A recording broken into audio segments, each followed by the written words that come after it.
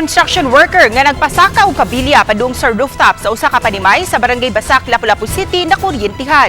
Igsuon sa construction worker na nawagan og hinabang pinansyal alang sa operasyon sa biktima. Siluan Mirundina sa report.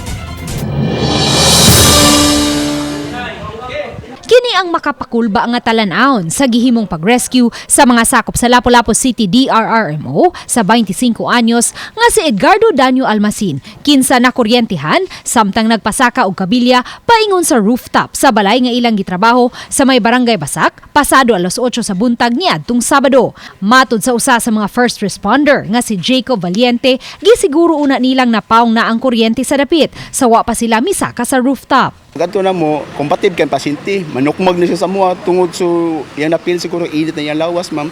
Manukmag na siya, pati mamatid na siya, naigo mispatid gani ma'am. Nya mo to girestrain na mga pasyente, gihigot na mo sa spineboard. Adunay hagdanan unta gikan sa rooftop paingon sa second floor apan tungod kay spiral ladder ang disenyo niini, maglisod pagkanaog bisan ang usa ka tawo. Hinungdan nga nakahukom ang rescue team sa paggamit og stretcher basket. So wala na gid may lain option ato. So from third floor to kuan kinangid sa i-rappel down gid siya.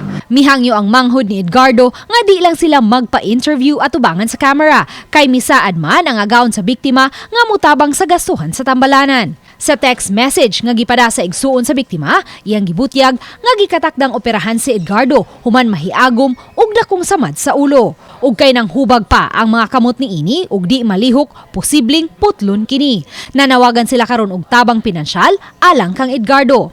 Alang sa mga buot mo tabang, mamahimong makontak ang pamilyang Almacin sa 0935-854-0824. Uban ni Marlon Melgazo, Luan Mirondina,